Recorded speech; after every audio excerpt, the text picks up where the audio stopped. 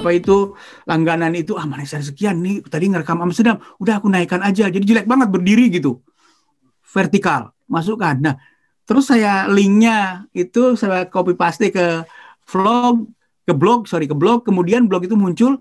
Nah, saya tidak ingin, waktu itu udah ditawarin sama ini, nggak monetize, gini-gini, iklan. Saya bilang nggak, karena 2 alasan. Yang pertama, karena mengotori video. Video cuma 2 menit, iklannya udah 2 kali. Mana iklannya yang barangkali tidak disukai oleh penonton. Ya kan? Dapatnya juga nggak seberapa gitu kan. Saya nggak mau. Yang kedua, itu nanti kalau dapat pendapatan, nanti sebagai wartawan di Radio Nederland, tentu saja waktu itu saya masih, itu akan bermasalah. Kak, kamu dapat masukan lain ini. Sementara kamu, itu kan sisa-sisa dari liputan kamu, liputan ke Portugal, liputan kemana, kami yang bayarin. Jadi kalau sebagai hobi boleh. Nah, maka itu ya, jumlah followernya nggak banyak, untuk 100, 200. Nah, kemudian ada tuh yang video-video yang tanpa diduga melejit banget. Wawancara dengan seorang bapak di Schiphol. Bapak tua, dia ngomong bahasa Jawa. Oh, saya pikir saya rekam aja. Berdiri juga, saya nggak ngerti waktu itu, 3 tahun yang lalu, 2017. Terus saya naikkan aja lah, 1,3 menit kalau nggak salah gitu ya. Terus, wah melejit. Set loh. Terus, itu malah Google yang maksa-maksa, ayo dong monetize, ayo dong gini, kamu sudah ada tuh 1000 followers, terus kemudian sudah pokoknya memenuhi lah, waktu itu belum ada 4000 jam, pokoknya kamu udah bagus lah ininya. Enggak, saya bilang gitu. Nah, sejak itu saya perhatikan, saya dicuekin. Nah, baru kemarin pas lagi COVID, bulan Maret 2020, saya pikir saya mau ngomong di mana lagi, ya kan? Tur nggak ada, orang yang mau denger ocehan saya nggak ada, berarti saya harus melakukan sesuatu. Ya kan, nelfon orang juga udah bosen yang diteleponin, kan cuma satu. Udah, akhirnya saya serius itu. Saya iakan monetize dari Google. Katanya kamu sudah 3.500 Maret 3.500 followers. Oh gitu, ya.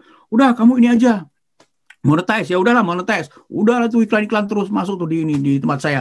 Dan herannya mungkin karena Google juga melihat suatu potensi, naiknya cepat memang. Terus. Dan saya cari tutorial. Apa sih untuk menaikkan jumlah subscriber? Apa sih supaya penampilan kamu menarik? Apa sih bahasa yang digunakan? Penampilannya, kemudian wawancara, apa saja. Terus saya nyari, kira-kira apa ya yang menarik untuk ini? Ini saya perhatikan memang tidak lebih dari seperti Radio Nederland, tapi pakai gambar bergerak, gitu aja. Jadi siaran, tapi pakai gambar bergerak. Terus saya pikir, apakah saya akan seperti Atta Halilintar? Enggak, karena saya bukan modelnya. Apakah saya seperti Rina Ricis? Enggak. Terus apakah saya akan seperti Deddy Corbuzier? Barangkali. Tapi kalau hanya tentang Indonesia, apa topiknya sekarang? Oh, Belanda aja, seperti waktu di RNW. Sudah punya networking, udah punya orang-orang yang bisa diwawancara, teman-teman yang tahu topik-topik. Saya tahu Belanda dengan baik. Dan itu termasuk unik. Saya lihat, ada nggak yang orang-orang, oh Belanda paling jalan-jalan, kemudian ke pasar, belanja, berapa ongkos hidup di Belanda, dan sebagainya. Oh, itu mah biar mereka. Tapi terus ada yang bilang, kamu harus punya trademark. Oke. Trademark itu bukan berarti harus yang wah gitu ya. Saya pilih gayanya harus seperti siaran 1970-an. Wah, 1980-an. Pendengar, salam jumpa kembali dengan Eka Tanjung. Pada kesempatan ini saya akan menyampaikan begini-begini. Dengan pembukaan yang tahun 70-an, tapi orang jadi nempel.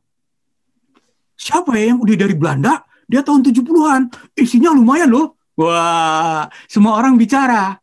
Kayak Atta enggak, lain, ini lain. Belanda, Belanda. Jadi enggak banyak dong yang bikin. Banyak Belanda, tapi ini Belandanya lain. lebih pada budaya, lebih pada ini, lebih orang Belanda yang bahasa Indonesia.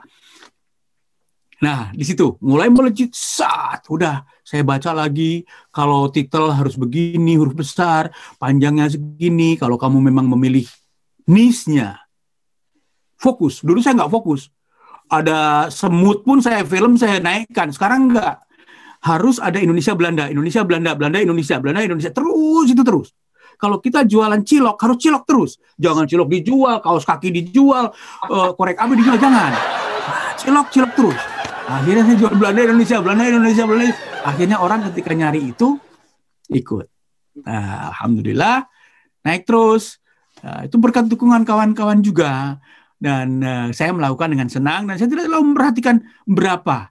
Karena kalau memperhatikan itu nanti capek karena apa ya? Pemasukan itu sudah kita rasakan dari tanggapan-tanggapan orang karena kita melakukan pasif kita. Nah, itu penting ya. Saya ingin share kepada kawan-kawan yang berminat ya. Cari pasi. Mancing, tapi jangan pindah-pindah. Mancing. Pasi tentang sekrup terus. Pasti orang akan ada yang suka. Ngurek belut, apa kacamata atau apa tentang itu, atau pendengar radio klasik atau apa terus itu. Nanti pasti akan ada yang menghargai. Kita tidak mungkin melayani seluruh dunia. Dan alhamdulillah memang sebulan yang lalu apa ya?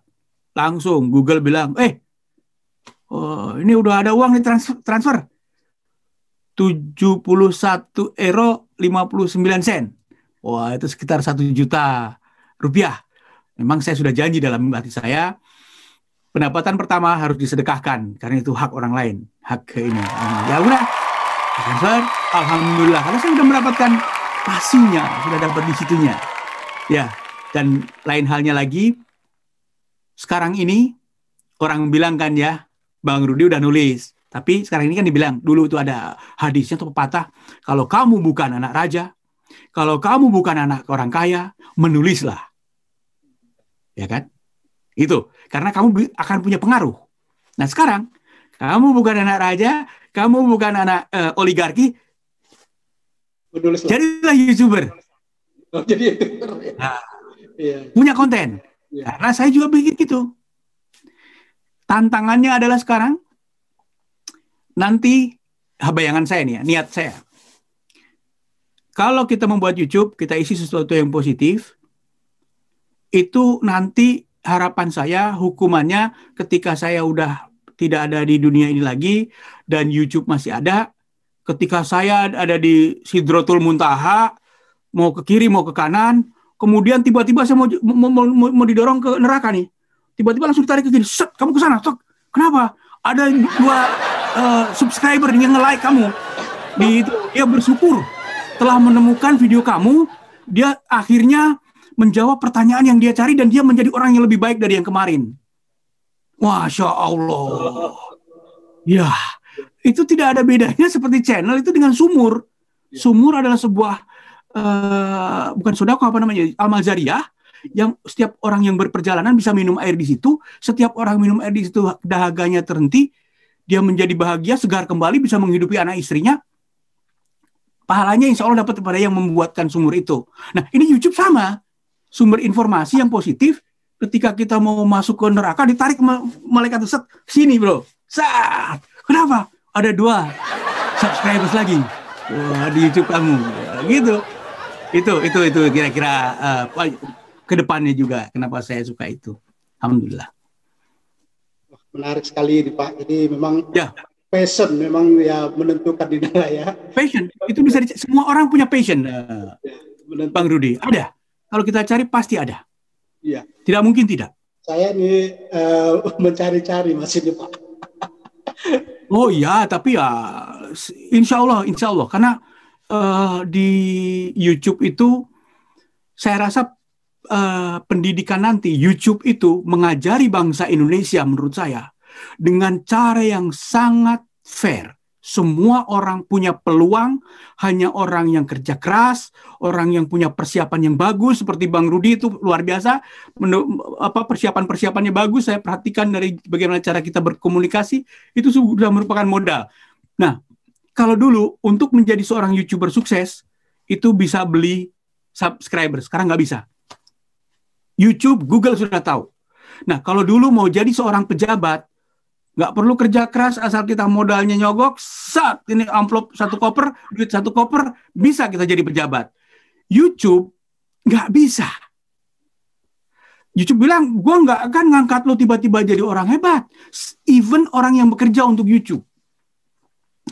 Kamu harus membuat sesuatu yang menarik. Tiap hari, tiap 2 hari sekali harus ada, karena dilihatnya itu per 48 jam. Kalau orang senang, dia akan terus-terus. Nah, itu algoritma prinsip berjalan. Loh, saya punya uang sekoper, bisa nggak saya dinaikkan? Ya paling prof yang nggak ada iklan. Tapi nggak bisa aku naikkan kamu. Nah, itu akan mengajari generasi baru Indonesia, waduh, nggak bisa disogok nih kita. Babe nenek kakek saya dulu nyogok-nyogok, saya nggak bisa sekarang. Nah, gitu. Nah, mudah-mudahan dengan begitu, kita akan lebih bisa bekerja keras, mencari passion kita, dan bangsa Indonesia dengan jumlah yang banyak, bisa maju, mengalahkan bangsa-bangsa lain, dan saya percaya itu. Semangat. Ya. 3 hari lalu saya melihat Belanda melawan Polandia. Itu skor 2-1, tapi Belanda masih kalah, gitu Pak. Masih tidak bisa masuk ke semifinal. Nah, sementara di sini kita timnas U19 itu ada 7 orang blasteran Indonesia Belanda. Dan saya tahu Bapak ada dekat dengan beberapa pemain Indo Belanda ya, seperti Ivan Badem, Lili Pali, gitu Pak. Tentu Bapak mengetahui sejarah ataupun perjalanan persepak bolaan Belanda dan Indonesia. Dan apa saja Pak yang Bapak tahu dengan persepak bolaan Belanda dan Indonesia? Ya, gini, pertama-tama namanya sepak bola itu, baik itu di Indonesia, di Belanda, atau di mana-mana, itu sudah menjadi olahraga nomor 1. Orang bela-belain untuk nonton Piala Dunia, Champions League, dan lain sebagainya. Dan orang rela untuk beli merchandise untuk klubnya yang nggak jelas juntrungannya. Ke Liverpool juga belum pernah, ke Bayern juga belum pernah. Tapi udah jadi fans yang ini, yang fanatik lah istilahnya ya. Nah, kalau dalam kaitannya Belanda itu secara tradisi memang pendidikan sepak bola usia dini itu salah satu yang paling baik sedunia, kalau tidak yang paling baik. Artinya yang secara terorganisir. Kalau Brazil sudah di masyarakat, seperti badminton di Indonesia. Nggak bisa disuruh pun, ada orang yang bisa ngajarin kita main badminton secara alami. Itu di Brazil. Tapi kalau di Belanda itu ada sekolahnya, ada kompetisinya. Nah, tapi ada satu hal lain lagi, yaitu karakter orang Belanda yang tidak terlalu royal, atau bisa dikatakan hemat, atau kasarnya pelit. Tidak mudah mengeluarkan uang. Sementara zaman modern sekarang, itu klub itu tergantung pada penjualan merchandise kepada sponsor. Sponsor menilai juga fanatisme daripada fans. Kalau fanatisme fansnya tinggi, sponsor juga semangat. Tapi kalau di Belanda ini orangnya lebih menginjak tanah.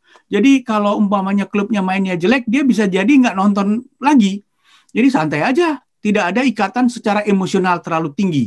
Hanya ada beberapa orang yang saudaranya pemain dan sebagainya, yang secara tradisi memang di Amsterdam atau di Rotterdam, itu ada, tapi nggak banyak. Mereka pun hemat. Nah, sehingga klub-klub yang main di Liga Belanda, yang Liga hemat tadi, membeli pemain pun tidak yang mahal. Ngapain mahal-mahal kan gitu. Terus kemudian membuat stadion juga, ngapain gede-gede? Karena bisa lah, yang penting lapangannya, bukan tempat duduknya. Kita bisa nonton di TV, orang Belanda bilang gitu. Nah, itu sehingga pemain-pemain didikan Belanda yang sudah menjadi calon bagus, berbakat, yang seleksi Belanda, itu tidak lama bisa dipertahankan. Ya saya sebenarnya cinta Ajax, saya ingin bertahan di Ajax. Tapi ya kalau melihat bandingannya kan Chelsea ngasihnya 5 juta, masa di sini cuma 1 juta, ya kami nggak bisa bayar lebih, kata Ajax. Ya sudah kalau gitu saya ke Chelsea. Nah, dengan begitu akhirnya Belanda tidak maju-maju untuk level dewasanya. Untuk level dewasanya tidak maju karena sudah terlalu cepat pindah ke klub lain. Ya, pindah ke klub lain padahal Belanda punya tradisi. Sehingga Belanda itu sudah mendidik secara total football, tapi setelah diambil Chelsea jadi parkir bis. Jadi menjadi kehilangan akar Belandanya. Ketika mereka ditarik kembali ke menjadi timnas, itu Belanda, loh, kok ini udah nggak kayak style Belanda lagi. Ya saya udah 10 tahun di Italia, bro. Saya sudah 5 tahun di Inggris. Jadi saya nggak bisa lagi mengadopsi main seperti dulu di Belanda waktu aku kecil. Akhirnya style Belanda itu sudah mulai tidak banyak yang memainkan. Akhirnya sementara Polandia yang tidak punya basis ilmu sepak bola yang dikembangkan oleh Johan Cruyff dan lain sebagainya, malah mendapat asupan ilmu dari berbagai liga. Liga Jerman, Liga mana, Inggris, dan sebagainya, walaupun klub-klub kecil, tapi mereka akhirnya menjadi kompak dan rasa nasionalisme. Belanda tidak punya rasa nasionalisme. Tapi kalau Polandia, negara-negara Eropa Timur lebih tinggi. Jadi itu juga sebabnya. Dan sistem sepak bola Belanda udah ketebak. Itu tuh bahwa semua orang udah tahu karena kita menganut sistem, berarti bisa dipelajari sistem itu.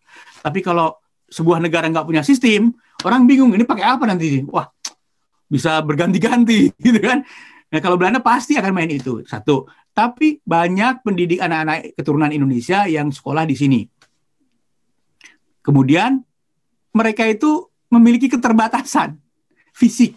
Saya tidak melihat lagi ada satu pun pemain keturunan Indonesia di Belanda ini yang melejit sampai timnas untuk senior ya. Akhirnya sebagai seorang olahragawan yang setiap hari latihan, panggung yang paling tinggi buat dia adalah panggung Piala Dunia. Orang Belanda yang kelas menengah yang dia dulunya punya orang tua yang dari Suriname, akhirnya digelitik oleh Suriname, kesini yuk, main untuk timnas. Oh ya, Piala Dunia? Iya. Wah, buat dia atas nama negara manapun yang penting dia bisa di ajang Piala Dunia seperti pemain bulu tangkis Indonesia. Saya beberapa kali ketemu di sini juga. Ada yang memperkuat Ceko. Saya tanya, kamu di Indonesia yang gimana? Ya, saya di luar dari top 50, Mas. Makanya saya nggak bisa di pelatnas, nggak bisa atas nama Indonesia. Tapi buat saya, yang penting saya dikirim ke All England dari Polandia juga nggak apa-apa, kan sayanya tetap saya. Daripada saya nunggu dari Indonesia nggak akan dikirim-kirim. Karena 49 orang lebih baik dari saya. Gitu. Sama di Belanda, anak-anak keturunan Belanda ini akhirnya mencari Indonesia kesempatan. Tapi sebenarnya dia adalah bukan levelnya Arjen Robben, bukan levelnya siapa itu Wijnaldum dan lain sebagainya, bukan. Makanya nggak terseleksi. Mungkin dia di bawah top 1000-nya Belanda. Ya, akhirnya mereka cari Indonesia karena ada keturunan dan sebagainya. Artinya, apakah dia bisa membuat Indonesia berubah? Tidak. Tidak banyak. Tidak banyak, belum tentu. Karena apa? Sejauh mana Indonesia bersedia untuk mengadopsi permainan yang biasa mereka lakukan di Belanda. Kemudian diskusi secara nasional di Indonesia, enak aja, kita nih udah latihan dari kecil, sliding di tempat ini susah-susah, malah dia yang timnas. Rasa nasionalisnya tinggi saya di sini, itu juga ada bentrok. Ada faktor ketiga yang lebih penting lagi. Secara genetik, secara otot, Indonesia bukan bangsa yang cocok untuk sepak bola. Wah, ya. Statement yang baru saya dengar. Ya, secara genetik tidak bisa. Untuk bisa mengajak kesepahaman ke sana, itu dari struktur ototnya aja, Bang Rudi. Struktur otot kita adalah struktur otot Asia, yaitu seperti membandingkan antara ayam kampung dengan ayam negeri. Rongga-rongga pembuluh darahnya itu lebih sempit, tapi dia lebih padat ototnya. Tapi celah-celah untuk aliran darah lebih kecil. Nah, otot yang bentuknya seperti itu, kalau kita dibanding dengan Afrika, dengan Eropa, kita lebih gempal, mereka lebih besar, dan rongganya lebih besar, rongga itu untuk pembuluh darah. Antara itu, saya kurang mengerti bagaimana biologi, tapi ada dokter yang mempelajari itu. Sehingga kalau permainan yang singkat beberapa detik gitu ya, kemudian berhenti dulu, bisa menseka keringat, minum dulu, itu Indonesia jago. Tenis meja, bulu tangkis, itu beberapa gitu detik berhenti, waduh, nyeka dulu, minum, lap, hebat. Tapi ketika 2 kali 45 menit gak berhenti lari, itu orang yang rongganya besar itu punya suplai darah yang bisa membuat keasaman itu dinetralisir. Nah, kita kalau dipaksa untuk 45 menit, otot kita ini untuk terus lari, itu keasamannya nggak terobat-obati. Apalagi di 3/4 menit terakhir pertandingan. Akhirnya itu dia mencontohkan ketika Korea Selatan sudah masuk semifinal di Piala Jepang Korea waktu itu, Piala Dunia, di mana Korea sudah dibantu dari wasit, dari FIFA, dari mana supaya naik lah, minimal ada finalnya gitu ya. Itu udah habis pas menit ke Jepang, dihajar Belgia juga gitu di akhir menit pertandingan yang kemarin itu. Itu ketika di 70 menit ke sana, 70 menit terakhir ke 95 menit, itu sudah bolong-bolong, udah nggak bisa ngejar mereka. Habis. Dan itu apakah bisa dipelajari? Bisa. Apakah bisa dilakukan? Tidak. Jepang, kalau soal Eropa, Jepang dan Korea Selatan, kalau dibanding dengan negara Eropa, itu mereka ilmu pengetahuannya paling tinggi. Setiap milimeter lapangan diukur, setiap milimeter tubuh diukur. Jadi mereka udah tahu bagaimana harus melakukannya. Tapi memang keterbatasan. Korea juga begitu, struktur ototnya. Jadi lebih baik badminton sama tenis meja aja. Baik. Ini sekilas nih informasi ini, saya pikir penontonnya akan terkejut dengan statement ini. Tapi ya itu fakta, Pak. Ya, fakta itu. Iya. Yang terakhir saya ingin minta pesan Bapak untuk penonton channel Rudy Haji. Apa saja Pak yang bisa Bapak beri masukan untuk kami? Ya, kalau untuk masukan ini saya pikir kita ini sama-sama belajar ya dari kesimpulan apa yang bisa saya sampaikan kesempatan ini. Jadi saya hanya ingin mengatakan bahwa ini sekarang ini kita harus lebih dunia pendidikan yang penting ya dari untuk Rudy Haji Channel ya. Itu pendidikan itu sebenarnya kita itu kan adalah membimbing manusia untuk menuntut ilmu yang dia butuhkan, dunia dan akhirat. Nah, pendidikan yang sekarang itu kita dapat dari sekolah, tapi sekolah itu kan guru hanya sebagai fasilitator. Kemudian mencarinya kita harus mencari. Dan sekarang itu sumber informasi banyak. Ada buku, ada YouTube, bahkan buku kalau saya perhatikan Gramedia udah mulai tutup beberapa. Artinya, tapi YouTube makin banyak.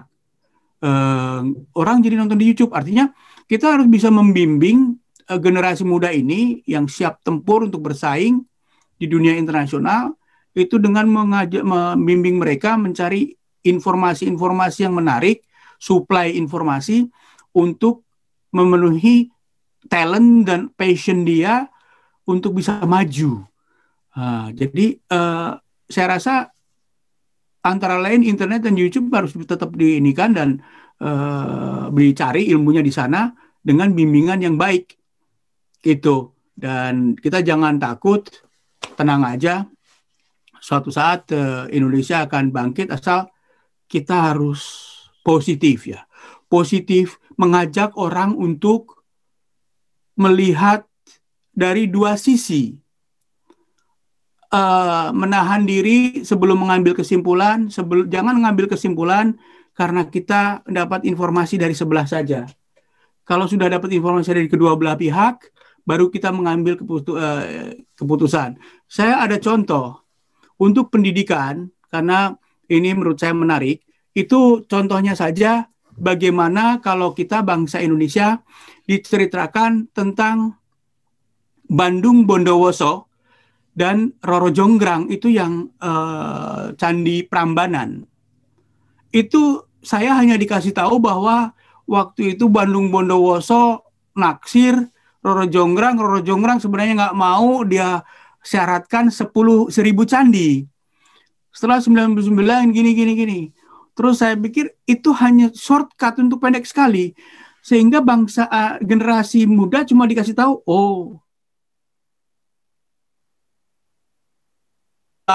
apapun terjadi, kenapa kita tidak diajakin untuk berpikir tanahnya harus seperti apa ya untuk dibangun candi yang stabil, kemudian itunya susunannya seperti ini, kenapa seperti itu ya? Itu harus kita rubah. Saya rasa kita harus lebih jauh memandang setiap ini perkembangan atau fenomena agar kita tahu sebabnya. Karena dengan begitu kita akan lebih bisa menilai dari berbagai sudut begitu. Ya, gitu aja barangkali Bang Rudi, mohon maaf kalau saya ada salah dalam penjelasan saya. Saya yang semoga sukses. Ya, saya berterima kasih. Ya, salam. Ya, sehat selalu tuh Bapak dan terima kasih. Waalaikumsalam warahmatullahi wabarakatuh. Waalaikumsalam warahmatullahi wabarakatuh.